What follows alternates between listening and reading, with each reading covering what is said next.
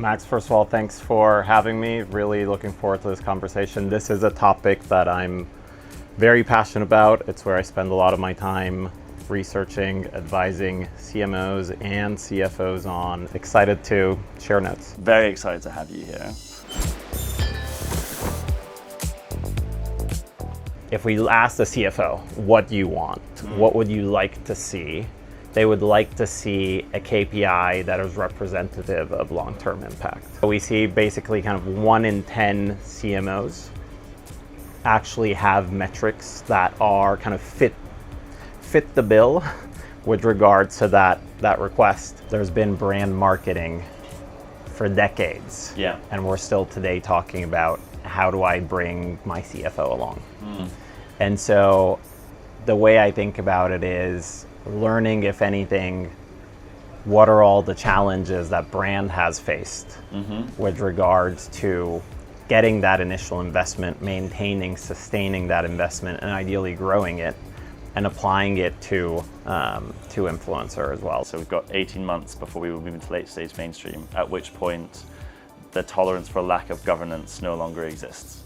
And so that gives like an 18-month timeline for influencer marketing to level up, to be able to prove its value in the rigorous format that you do, which is why I'm so excited about this conversation, because we've played quite a key role in the last 5 years of proving influencer as a channel and helping them govern and grow their influence marketing programs. What does it take for the boardroom to treat influence as a financially rigorous growth lever?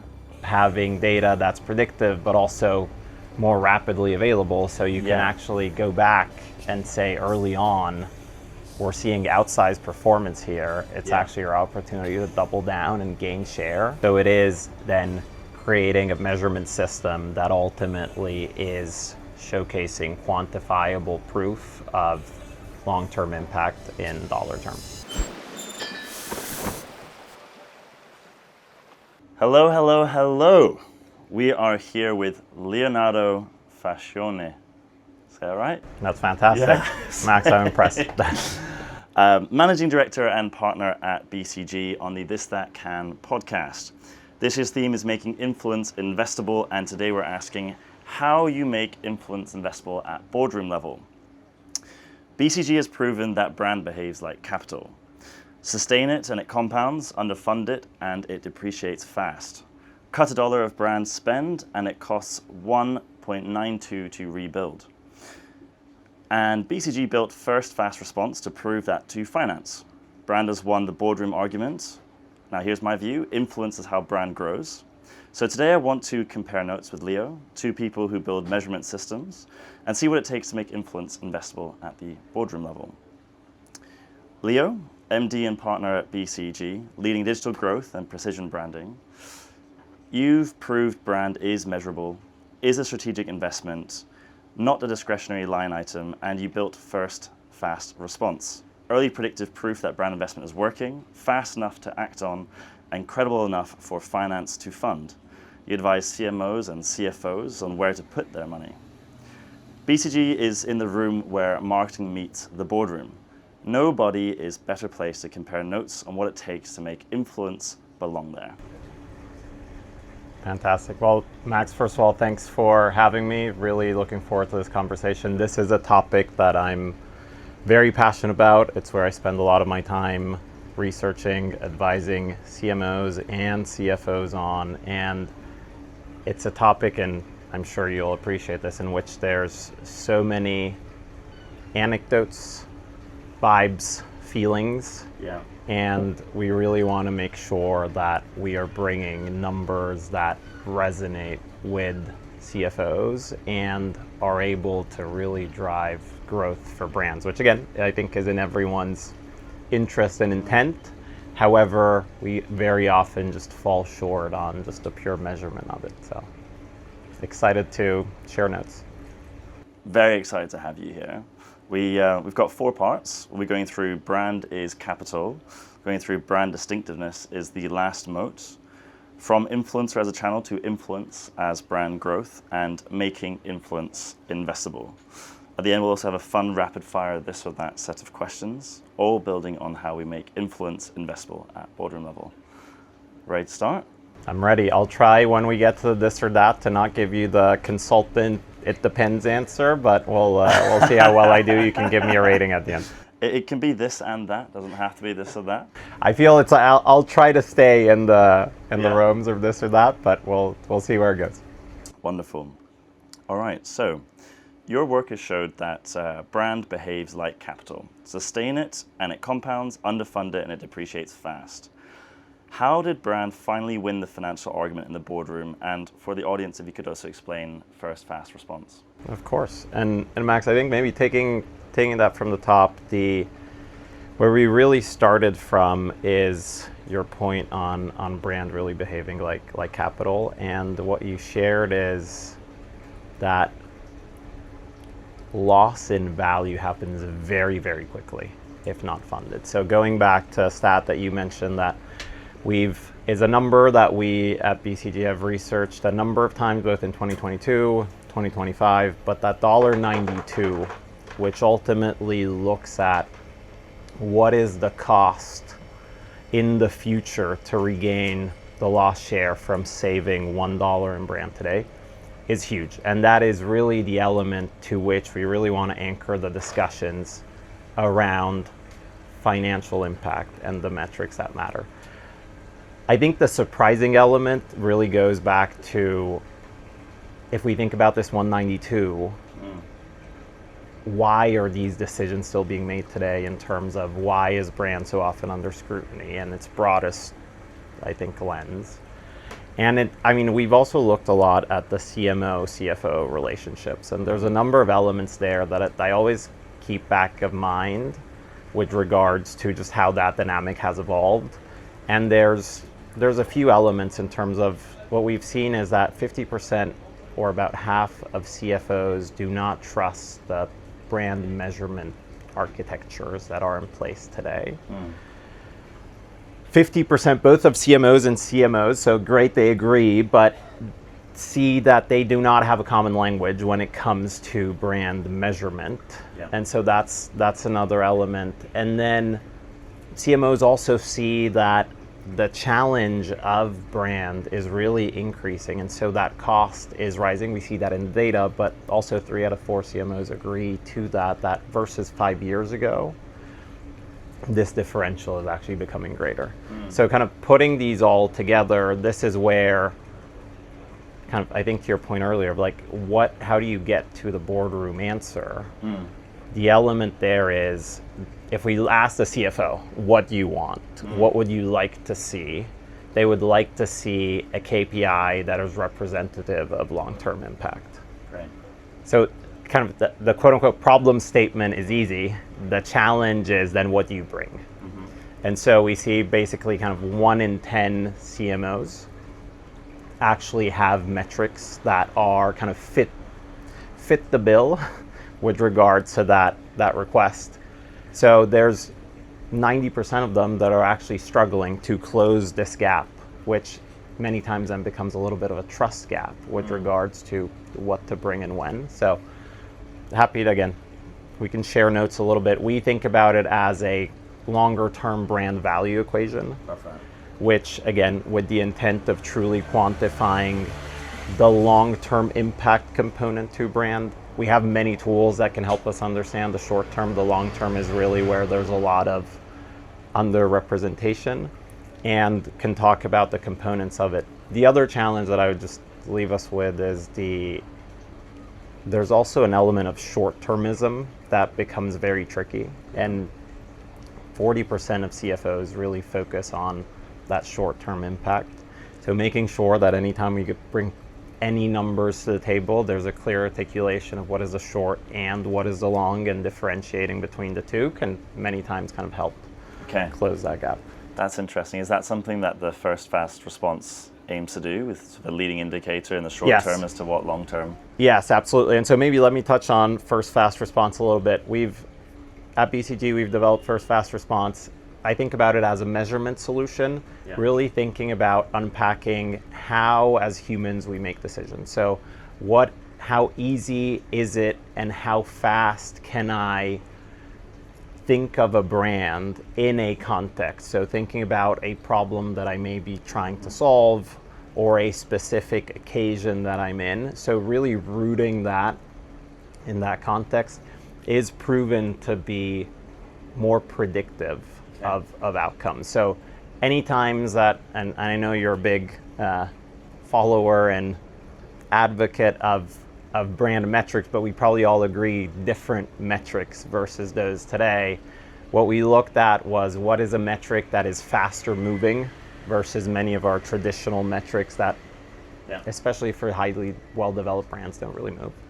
And then what is also more predictive of outcomes. So we see FFR being 3 times more predictive than an unaided awareness, for example, and 4 times faster moving than others. So really bringing those to life and then flowing a metric like FFR or other elements of like mind share tracking into a brand value equation can really then bring dollar value. It's powerful. Just for the audience, could you unpack the difference? You said it's 3 times more effective than a different form of capturing awareness. Could you explain, like, what is typical awareness? How is that measured versus how does one measure first fast response? Yeah. So from a measurement perspective, I think about it as 2 elements really. On one side, it's what is the almost engine to which we're exposing all the individuals and our consumers that we're really trying to then extract the impact out of. And so from a measurement perspective, the engine, we think about it as, again, how do I track to who was exposed versus wasn't exposed to specific branded content, and then also how relevant was it for that individual. Then from the kind of the fuel that goes through the engine or the KPIs, FFR can be asked in a similar survey to others, such as unaided, aided, awareness, consideration, a number of different metrics. The difference really is, though, I'm not asking you if you are aware of a brand, but really then thinking about that moment of use in a way, category entry point in a contextual situation. Is that comparable to salience? I would say it's elements of salience. Everyone can kind of think about it slightly differently, and also it's many times, even as we think about one category, one vertical, it can mean different things for different people. But also you may have a few different first fast responses for a specific category, just depending on, again, so even an individual can have different first fast responses, and that goes also, I think, to the messaging, and we'll talk about that later, of how to build to that. That's what I thought was quite interesting, because you had an article where you spoke to first fast response that spoke of mindshare, and inside that it seemed as though your methodology doesn't just capture salience, but it also looks at, is it relevant to that audience? Does the brand's association meet their needs? Is that something you could unpack for us a little bit? Yeah, absolutely. And that's why I think so first fast response is unaided in its essence. And so that's an element where, to your point also of relevance but also if I bring it back to that ease, sometimes we get responses like, I don't know, I do not have in this specific context a brand that is really first to come to mind. And that's why it more closely mimics how we think, because in a moment in which I have to really sit down, think about that situation and unpack it in detail, then I'm like, okay, I actually do not have a first fast response, because my brain then switches a lot more to that rational thinking, which is, how do I think about features or price or availability? And so it really shifts the conversation. And those are elements that become a lot more rational, and where brand can play, I would say, a smaller part in that. Because ultimately, especially across categories, what we really want to make sure through brand, and I think through influence in general, is being top of mind when an individual then does become in market. Because many times we're talking to many individuals which are within, let's call it the addressable audience, or the potential future customers of tomorrow. However, they may not be ready in that specific moment to have that purchase decision. And so it's truly that element of... I think that's a really good angle, actually, from like the TAM, SAM, SOM approach. So this is the total addressable market. Who can we service? What is the service? You need to understand the category entry point. When I'm in this situation, what do I choose? Yeah. What comes top of mind can give you a good indicator of who you can obtain. I quite like exactly. that. And so especially I think about it for verticals where the buying journey is substantially longer. If I think about automotive, for example, any one time there's basically 5% of those addressable that are in market, 95% out of market. Many times we think about kind of performance is really then trying to convert that 5%. You're already in. I'm just trying to get you to the dealership, and then from dealership to I like that. drive out of the lot with one of the cars that they would manufacture. The 95 is then where you really want to drive brand and influence, because you want to make sure that when they are moving into that 5, you are top of mind for them, and that's the role that effective brand messaging and brand can build over time. Have you, in your first response, explored also capturing unaided associations and unaided priorities in those situations? We have linked it to both a set of emotional and functional needs. And so that is also, I would say, part of the science and part of the ingredients into the prompts. Many times as we formulate the prompts, we really go back to, for each vertical, the demand map, which are the overall, at BCG we call them demand spaces, but if we want to think about them as segments, what are the overall segments? Which segments should we focus on for that specific brand? And so each segment that has its unique kind of characteristic with regards to emotional attributes, functional needs and attributes as well. And so it becomes a very clean linkage of, on one side it's a measurement solution, on another side it's truly probably the most aligned measurement brief that I could share with an agency, with an internal marketing team, with the creator, to really showcase and explain in simple ways what are we trying to build. And what to focus on. It can be very noisy in trying to make sense of brand. When we look at our data, when you said 3x, funnily enough, it's also a 3x for us. It's a different data set we look at, but it's when we're trying to study what moves someone from merely being aware, this isn't unaided, this is aided awareness, from there to consideration. It is aligning the associations that they have with the brand with their needs in that category decision. So when you are at this category entry point or in this moment, what is most important to you? If you give them a set of options, and those are the same options that you give when you ask what do you associate most with this brand, if those two align, that will 3x the consideration.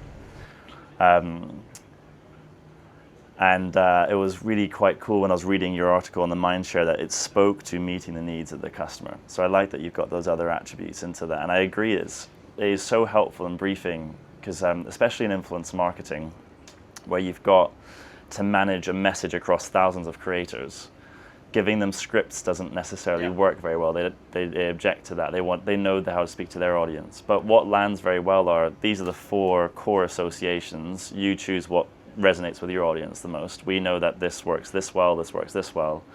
And that's been very easy for them just to communicate. It could be 3 bullet points in a brief. Max, I like that a lot, because I do think it's the getting to the activation at scale is what then becomes tricky. But especially, I think it's very relevant in the influencer angle to the breakdown we just walked through. The same message doesn't work for everyone. And I would actually argue that the same message to everyone is aligned if we go back to the needs and the emotional and functional is kind of the least common denominator, which many times just becomes a little bit of a same for all message, not differentiated, not distinctive, both at a brand level as well as a consumer level. So you're trying to speak to everyone, you're truly not speaking to anyone. And that's where breaking down, I think to your point, these are the specific elements that we believe resonate, and we know through data resonate with consumers, then aligning, be it brand message, be it in distinct videos, be it a set of influencers that are then lined up against each of those to really then differentiate, because you want to find that right balance of like trust, authenticity, and relevance. And again, I think if mindfully activating influencers with the right data, that is super powerful. Yeah, the when I was explaining the alignment of associations and priorities, I think metric consistency and naming is confusing. That could be, you could call that relevance as well, right? So it's very much speaking to that. We, the next thing that we see that's really important to move them from considering to actually taking action now, but also taking action multiple times in the long term, is building brand love. And the 3 core pillars that we have of driving brand love includes relevance. So that's one of the main ones. And the other 2 are building familiarity and sparking curiosity. And so you have to constantly spark and sate curiosity. And that only will resonate with people if it is meeting their needs. It has to be relevant at all times. So I like that you agree with that. There's you had 5 core pillars of, or like you set up 5 drivers that help people achieve above market rates. Can you speak to them or tell us which one is most important and why? There's a number of different aspects. The element, if we unpack kind of the top drivers of choice, the element that is resounding, I would say 2/3 of consumers agree, really is based on trust. Great. So then it becomes a matter of, okay, from how do I, as a marketer, how do I make sure that I build trust? Yeah. How do I, and it kind of, I think, fully closes the loop with what we talked about with regards to the messaging needs to reflect emotional and functionals. You need to build that relevance. You need to make sure that the individuals sharing that message are, if influencer based, aligned to a specific community or an influential source for that target audience. And also it becomes very much a storytelling exercise. And so we see video as, again, very much not surprising, but it's confirmed by data of that relevance component is twice as strong if it is brought through video as a messaging channel, because it does drive so much more kind of tailoring and personalization, as well as the high maturity marketers that are succeeding here are really leveraging a number of different story arcs. And that goes back to the element of, you just can't have one size for all. Yeah. It's hard though, and we all know it's time consuming to develop good content. It's time consuming to develop brand right content. There's a lot of conversations to be had. There's a lot of players in the room. There's a lot of data that sometimes is used, sometimes is disregarded.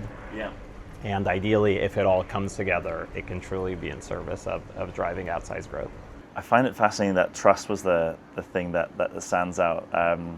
It's very validating. I'm hearing similar messages from different people in the market.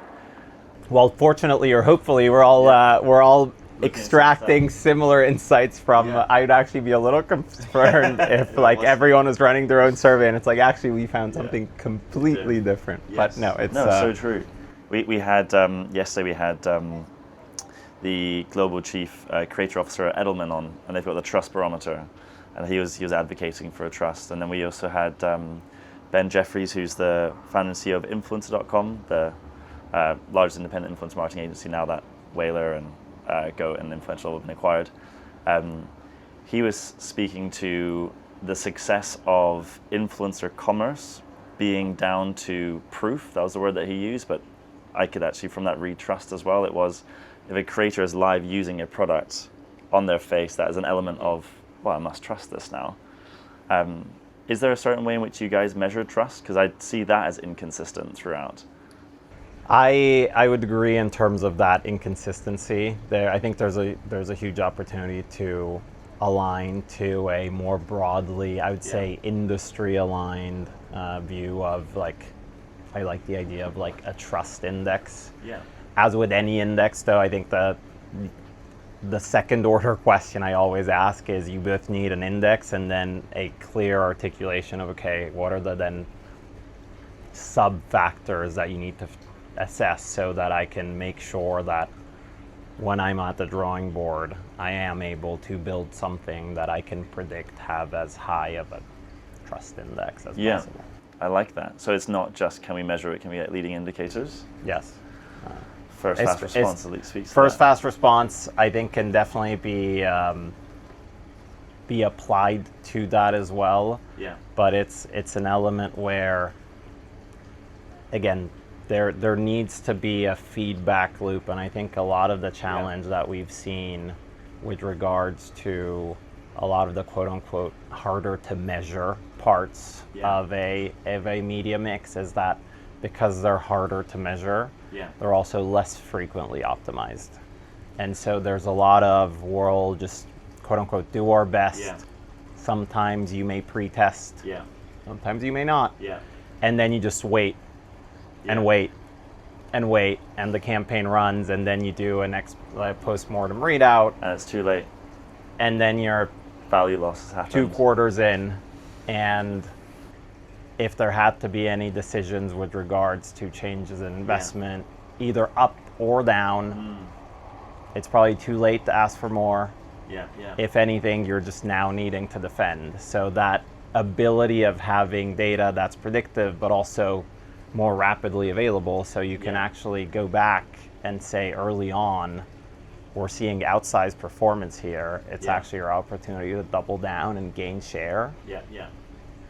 It's also, it is quite nuanced trust. The person did put a number to reputation, which you could almost say is quite close. They said that reputation could be measured as a $7 trillion asset. And in their framework, they were asking if people believe in things. It was a believability question. Well, that's simple enough, so you could push that out. But I was speaking with Global CMO PwC the other night. It's great being at Canada. You get to speak to so many great people. And I asked her about trust, and she was saying that they were at one point looking at trust of governments, and they found that if you were just too siloed in your own country, asked that question, trust would be read as very low.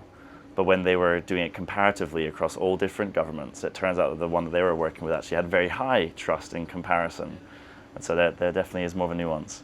Before we started, I asked you... And maybe just to build on that, but if we kind of take that kind of FFR angle to that, it's also then trust in what context. Because if I want the answer to trust, even in a brand, is different if you ask it overall or you break it down with regards to ingredients, with regards to how it makes you feel, with regards to how... Do I trust La Roche-Posay, or do I trust the La Roche-Posay sun cream for when I'm in Cannes?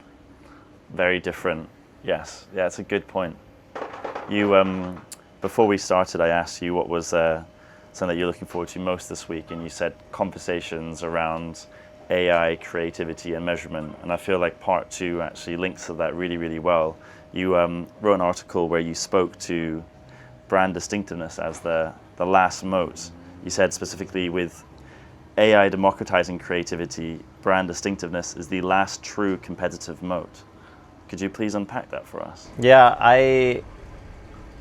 it brings back a lot of the themes we talked about, but in the simplest form, I'd say we, as humans, like in any day, walking around, we are probably exposed to over 5,000, 6,000 brands a day. So we live in a world from a brand perspective where there's a great amount of clutter. And so on one side, AI is democratizing access to more variants, more tailored content, greater volume of content.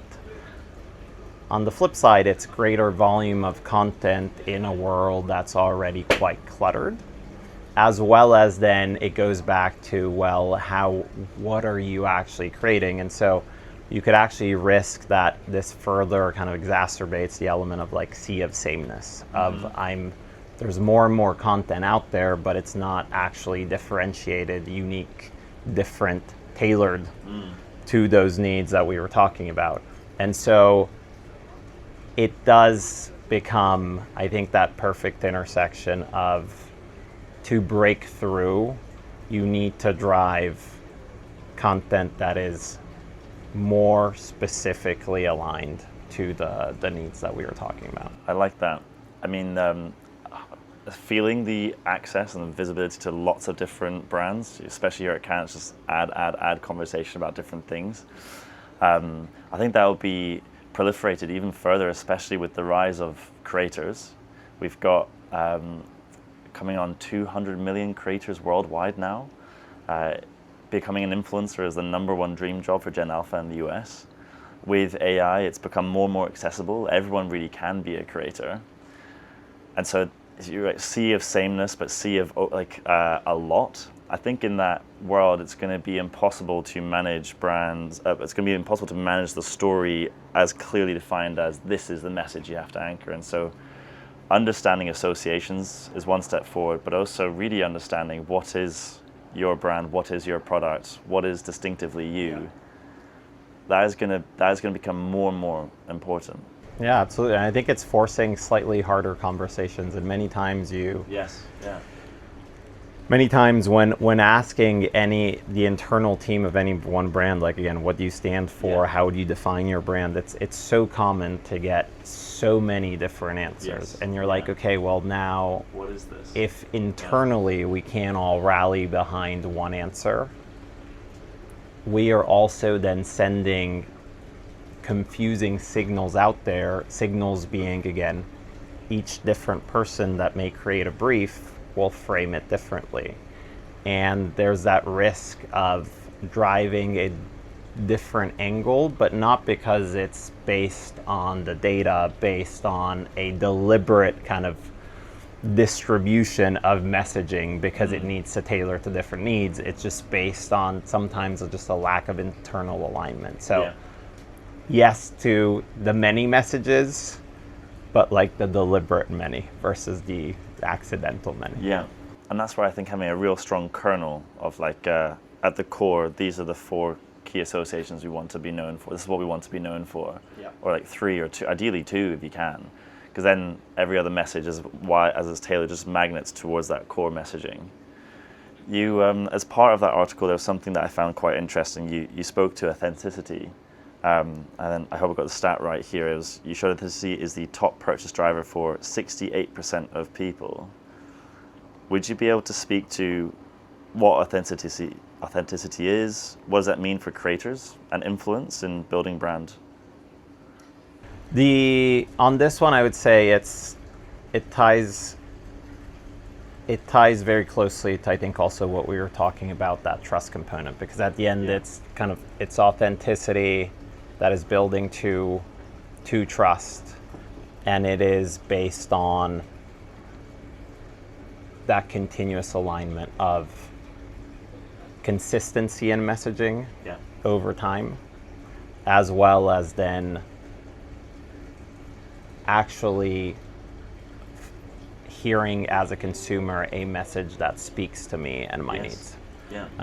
And so that is the element that is key. And to your point of the different attributes earlier, even as we look at all the data that we have out there, if we think about a specific segments, there will be segments in which an individual brand is already winning on some of those attributes. So I always think about it, when you look at what attributes are required to win in a space, which ones are you already winning on versus which ones do you need to win that segment. But as a brand, you're under indexed versus your peers.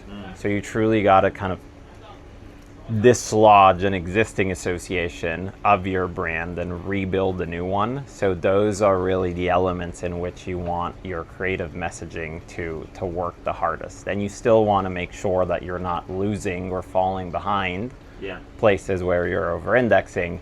But in a way, you've already done a lot of that hard work with your messaging, with your products over years. And so even driving that focus of what to really engage on, because I mean our attention span is so limited. folks will see 3 seconds, 2 seconds, 6 seconds, maybe engage past that if it captures their attention. Yeah. We go back to like, okay, then how do I fit? And now I want to drive 4, like I want a message to build 4 associations. You just got 6 seconds. It's basically an impossible task. So it's truly a matter of both prioritization and then making sure that there is that engagement too. I guess that's also where the video can be quite helpful. A photo says 1,000 words. You can do a bit more with video. I wonder, in your first fast response, you spoke about not just capturing mind share, but also those attributes. Is that framework, does that allow you to capture the insight to provide that brief to your clients, to be able to say, this is where we're at with these attributes, we need to double down on this to grow that? Yes, I would say absolutely, in terms of those many times become the building blocks. Yeah. So with clients, we align on what is their unique kind of first fast response prompt that they want to measure, which is dependent on what segments they're going after, which is dependent on then what are the attributes that they really want to reinforce, and also where are they strong versus not. Because do you look at multiple entry points? Yes. Because that could be quite fascinating. And so there's a number of different prompts that we could align to. There's a number of different attributes within the prompts that we're testing to. But also, once aligned, I think about it as, ideally, it's a statement that can also be printed on all briefs, because ultimately it is probably the best summary of what I want someone to walk away with after having seen the ad. Because that is ultimately what I'm testing. So even as an input in that brief, knowing, quote unquote, what success looks like, I feel so many times is this understated, not stated. And then content is held to a bar that is right or wrong, but can be defined sooner. It's fascinating. It's also just so validating hearing how important that alignment is. And I imagine such a rigorous process provides that conviction at a CMO level to be able to say, okay, this is now copy and pasted in every brief that we have. Very powerful. And again, can be tracked over time, can be tracked at an individual media channel level, because ultimately I think that the way I think about it is, again, I've proven that FFR is more predictive. FFR is a component in the brand value equation, which is helping me assess my long-term ROI. Those are all reporting elements, but also in the interim, I want to also drive and influence and shift my allocations to where I can ultimately drive 1 point of FFR lift at the lowest possible cost. So that's an element in which, from testing, I can see, should I be doing more on both you can do it both at a media channel level, you can do it at a within specific messaging on a media channel, so a creative level. You can then de-average it at a segment level, because, for example, lifting a point of FFR in a segment in which, again, we don't have a stronghold is going to be substantially more expensive than continuing to amplify a message that is already resonating. And when you're saying segment, you are referring to a category entry point, not to a audience segmentation, right? Not on an audience segmentation. I think about a segment either as it could be an occasion, it could be so smart. Again, kind of problem to solve. But if I take a beer context, for example, is I'm lounging on the beach and it's a breezy day and I want something cool and refreshing, versus it's in the evening, we're catching up with some friends and it's more of a social happy hour moment. I like that, especially because the social media platforms are optimized for your interests, not necessarily for your age or gender. Right? It makes a lot of sense. I want to move to from influencer as a channel to influence as a as brand growth. So there's, are you familiar with Crossing the Chasm and the Fusions of Innovation? Vaguely. It's a framework to assess the adoption of a product or a market. Okay. And see it go through different stages, and it goes from 0 to 100%, and 100% being the point at which a product or a market is now fully institutionalized. And what I find quite fascinating is you can map out the growth of influence marketing that has happened in the past to where it's going in the future, and have a good steer as to explaining why certain things happen at certain times in the past and what will likely happen over the next 5-10 years. And so when you map that out, you can see that influence marketing moved from this innovator era to early adopters in 2017, which is around the time that we started working in the influencer marketing space, improving the effectiveness of influencer. And in that time, we were asked to prove that influencer as a channel is more effective than other channels. And when you go back to this Crossing the Chasm, you have influencer moving into early mainstream in 2023, at which point you had larger budgets. It was not too unusual to have 7-figure contracts, so we're moving into 8-figure contracts for influence marketing spends. And you now start seeing influencer not just on social, but on TV, on billboard, and radio. And the talk track moved from prove influencer as the best channel to can you prove that influence as a strategy works.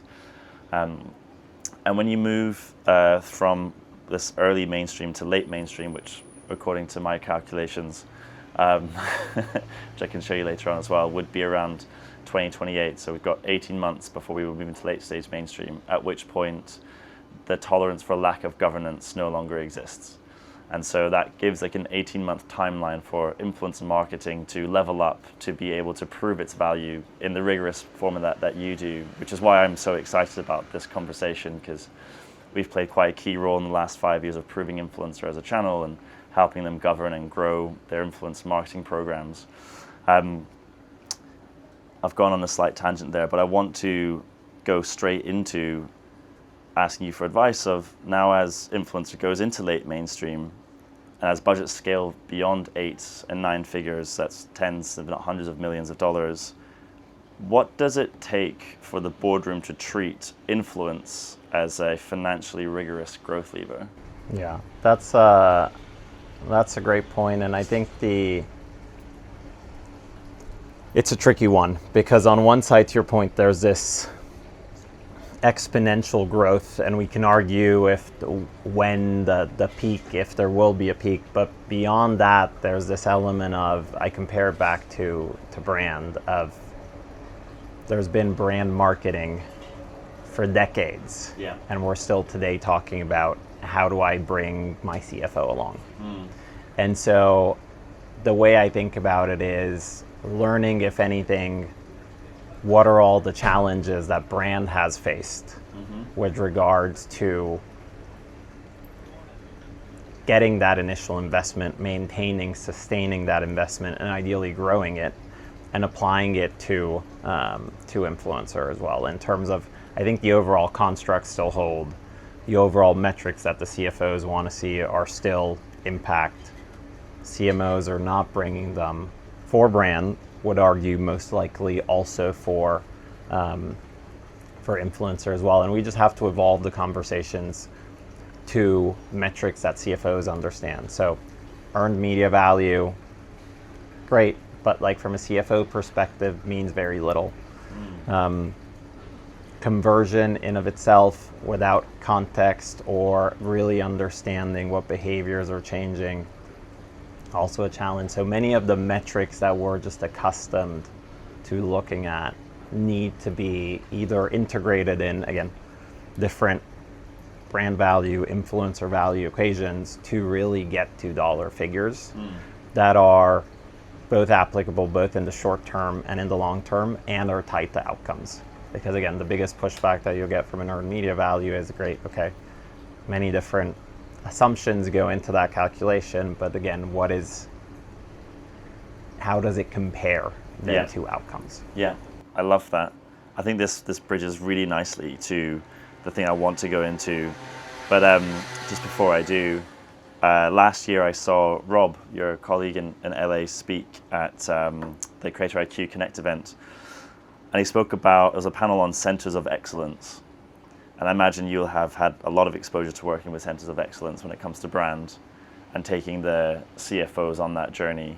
You spoke to long-term and short-term. Is there a specific metric that they look to? Is it what you sort of alluded to with a dollar metric to that? I usually think about it as, I mean, let me start from there isn't one. I think that's why we're having this conversation. And again, if we ask the CMOs, that's where they struggle with the most. But that's what the CFOs crave. So that's the number one wish list element for the CFO.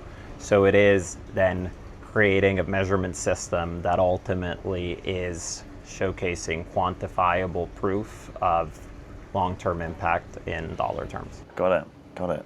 Very cool. I want to move to making influence investable.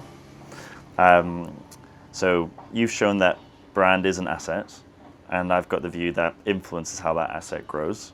I would like to see if I can convince you today of how I think we should measure influence. As influencer marketing goes into late stage mainstream, as I spoke to before, we've got about roughly 18 months left before I see a framework being chosen for measuring influence. At a point where proxy metrics and just proxy frameworks won't hold, and a governing system of influence will be chosen. And I would love your feedback to make sure that what we're building is helpful, and if there's opportunity to co-create better, I would love to talk about that as well. Okay. You ready? Okay. Here we go. My laptop over here. It's a multimedia format today. So this is a video that we made for the Global Influencer Marketing Awards. We actually found out last week that we've been shortlisted, so that's very exciting. Congratulations. Thank you very much. The IPA says that influence marketing is unpredictable. Turns out they're wrong. Influence is predictable and it can be governed. Like, this is actually insane. I don't know anyone else that would be able to do this. Max, this is beyond marketing. Yo, I want that. Yeah? That. Influence marketing grew 3x in the last 5 years, and it'll grow 4x in the next 5. With that growth comes a need for governance and a lot of change. Marketing is moving through its third era: reach, effectiveness, and now influence. Influence captures the reach, effectiveness, and the ripple effect within communities. A reaction to a campaign can go more viral than the campaign itself. This can do well. Think Michael Cera and CeraVe. And not so well. Think Bud Light. The ripple effect is real. Ads are losing influence over a brand, and communities are gaining it. Marketing needs a governing system of influence. Influence has never had a number that works at every level, from campaign to boardroom. So we built a framework. We call it SIP. 3 questions got us there. How do you value your brand? What is a community? And what is influence? You can measure brand value with a forecast of lifetime sales. Community is defined as a group of people with shared norms. You can measure these norms in actions, think choosing a brand, recommending it, and buying again. And influence is a change in behavior, a change in community. Bring those 3 together and something clicks. Community is the lifetime actions people take for a brand, multiplied by the value of an action, and you have a forecast of lifetime sales, aka brand value. And now influence, the change in that number, is brand growth. For the first time, influence has a number that boards understand, an attribution that ladders from a single campaign all the way up to the boardroom. So why did ThisThat build SIP? We have the largest and best quality brand lift data set in influencer marketing. Natural exposure, true influence across every major platform, with driver analysis tracking what makes people aware, consider, buy, and advocate. And with that data at the scale that we have, we're able to run the largest study of influence that's ever been conducted. And we learned something that changes everything. Influence is predictable. That led us to a question. Can you predict all future actions of a community based on their actions today? Yes. There's a mathematical property for this: Markov chains. The same logic that lets you forecast the weather from today's weather lets you forecast future community actions from their actions today. We had the data, we built the models, and it worked. That is SIP. Where the population is the number of people you reach, intent is how likely they are to act. Together, they give you actions the next 30 days. And then strength models every future state of that community. Repeat purchases, champions, opponents, capturing how influence compounds and decays over time. With strength, you can forecast all future sales a campaign creates. For the next 30 days, the lifetime of the brand. SIP is how we measure a community. Influence is the change in community, the incremental change in lifetime actions people you've reached take for a brand. We all know influence works. We can feel it. And now you have the data, which is next 30 days, lifetime impact. That's mad. That's crazy, mate. I mean, you could just screenshot that section of a slide. That'll justify the last 12 months of work we've just done. I don't know anyone else that would be able to do this. I think ThisThat is definitely sitting on one of the most powerful influencer marketing data sets to make this possible. This is amazing. This is really like future state. And this shows the actual impact of a campaign that was a single point in time that cost me 49,100 Australian dollars. And over the lifetime of my brand, you can forecast that it will drive 4.6 million Australian dollars worth of forecasted revenue. Yes. The way that ThisThat is now able to measure and articulate the value of influencer marketing means that influencer marketing is no longer a one-off investment competing against every other channel for ROAS. It is a tangible, measurable, defensible way to build long-term brand value and company valuations. And this will really help shift the way that CEOs, CFOs can actually understand what we do and the genuine, true, deep impact that this can have. This changes the way that we could sell, not just like an agency sells, but the industry goes to market. One more thing. Measurement without intelligence is just a report. Intelligence without measurement is a guess. Governance needs both. Thea is your co-pilot to govern influence. At every stage, from strategy and planning. Yeah, okay, so this is where we get the kind of the ThisThat special sauce. A lot of the work that goes into strategy is dramatically shortened. Like, this is actually insane to be like, this is what we'd recommend, this is what it means, recommendations for the next activation. Yeah, that's Matt. Double down on creative territories that drive entertaining, i.e. gameplay moments, creator challenges. I think integrating the strat team, this is going to be huge. To execution and reporting. This is great. This is everything that we would want when trying to look at something very quickly. Give me headlines I can look at, see where I want, and then put these headlines in the form of a marketing analyst to a brand. Copy paste that into an email and send the results. Be like, bam. Our job is now half as hard. So like, this is a huge time save. You can save 15 people 2 hours a week. That's 30 hours you save. In salary basis, $10,000 a week. I don't even think if I did a PCA, I could tell you that. That's how clever it is. That's unbelievable. It's telling me what performed the best. Yes, and it's actually got it in a way that you can send it right to the client. I don't think people understand how hard and long it takes to do that. Thea gives you the intelligence to make better decisions with confidence, fueling fearless growth and helping you. We're rewriting measurement so marketing can be reimagined. Our intelligence makes influence predictable, SIP makes it measurable, Thea governs it, and together this makes influence investable. Very cool. Thank you. What sort of thoughts come to mind? What questions might you have? I would say many questions, but I just maybe at a high level, there's I think points of similarity and like points of difference. If I think about, again, I will always come back to it from like a slightly broader kind of brand value equation, where I think influence is a component in that, in terms of a kind of measurement system that can help really unpack the element of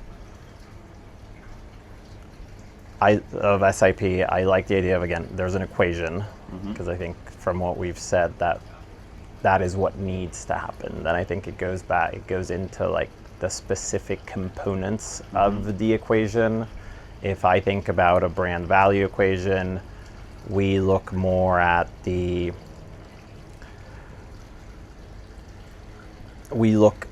broader kind of brand components, where then there's different weights for media channels and aspects. You're a lot more closely looking at just the community lens, which from what I see is one of the elements. You're truly focused on that, so it becomes the element. But I think, again, that's a natural difference.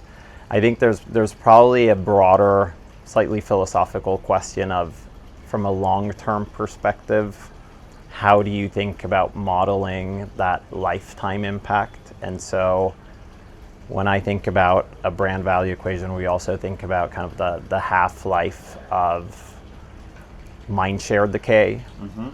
Because again, going back to like the 6,000 brands and just like kind of that world that is extremely noisy that we live in, continuing to think through, okay, how my answer and my behavior today post one message, or again, be it influencer, be it brand, be it agency creative, will be different than 6 months from now, where I've also been exposed to 300 more creators and 2,000 more very polished brand messages. And so continuing to also think about overlaying that half-life decay, as well as then the buying cycle and the individual vertical that we are in terms of just then the buying journey. Because again, am I influencing something that is in where I'm in market for right now, or I'm out of market, but it is for a decision that I will probably make in the next 5 to 10 years? Two thoughts come to mind. One is something that video doesn't show is like the under the hood of how do we use the Markov chain to predict future behaviors, and the stuff that you think about with half-life, mindshare decay actually like very is aligned with that. So I want to explain that. And the other one is that influence on its own doesn't actually have a dollar metric to itself. It is the number of actions, so the number of events at which someone could buy. And so the missing piece to that puzzle then is the value of that action. And so that's been intentional, also thinking of differentiate and distinct. There are people that are bought into the MDS framework or other frameworks of pricing power. So those two can actually complement and work together. And so what we're focused on is how many actions will happen in the short term, the long term. But back to the sort of mindshare decay element, the two core signals that we've seen of what moves people to take action and is how we segment the community into different states is NPS, likely to recommend, which on its own isn't a very strong signal, but when paired with alignment is a very strong signal. So alignment is now this top association, top priority. If you have someone who is recommending and is aligned, our data shows us that they are going to be loyal and have repeated actions, and that they're going to be really strong champions that will speak the right message that you want. Whereas if you have the opposite, low NPS and misaligned, those are active opponents that are decaying your community. And then in between, what's quite interesting is if you have people that are misaligned and advocating, those are people that are confusing the message. They're misfits. And they're also easier for someone else to steal because they're not really aligned to the true core value that you're trying to offer. And so those are the two signals that we use to break down our Markov chain to understand future states in which we predict how people will move from one state to the other. There's a few other factors. Affinity is one big one as well. But I totally resonate that as really important to understand. Yeah, and I think the breakdown that you mentioned, like it very much resonates the specific cohorts that you're looking at in terms of then with those characteristics, it makes sense that they would quote unquote behave in a certain way. The element then is, are we focusing our attention on quote unquote the right cohorts, or are we trying to influence and change them as well in terms of, again, a metric? I know NPS is typically a tricky one, I think, especially when it comes to getting a sense of marketing effectiveness, because I think NPS is a great predictor with regards to future behavior, for example. But we see it as extremely hard to influence by marketing alone. Because it embeds so many other components of the product, the offering, the solution, the overall experience, that if I take a step back of marketing, I feel asking marketing alone to drive a substantial change is quasi impossible. It is difficult. The core driver of NPS we see in our data is affinity. And influencers are quite good at that in the data that we see, especially compared to other channels. But again, how to build brand love is you have to constantly spark curiosity, constantly sate that curiosity with familiarity, and always be relevant. So you have to really master having a core message and then making sure that it speaks to their needs. I want to go to rapid fire this or that questions. Okay, let's see if I'm ready. Okay. Influencer as a channel, or influence as a strategy? Being a consultant, I have to say influence as a strategy. I love it. Strategy, and then, I mean, within that, it goes into broader discussions of Doesn't only have to be media mix, influencer. Yeah, fully agree. You've seen in the 3 eras element of reach being the currency at the beginning, then moving into effectiveness and making the case for now effectiveness alone isn't enough, and influence being the new currency. And that sort of speaks to how brands are losing, or advertising is losing control of brand, and communities are gaining that. With that context, the next question is effectiveness or influence? That's a hard one. I will probably say effectiveness. I think effectiveness is the starting point and goes back to a lot of the grounding that we need with regards to proving value. And then influence can be one of the sub-dimensions to which you then continue to track a change in effectiveness. I'll read that as I've got more work to do to take you on that journey. And it probably sits with what you were saying on hard to understand what drives NPS. Because to really buy into influence, you have to see influence as effective advertising plus effective communities doing that beyond. So I'll do more work on that. It's a journey. Yes.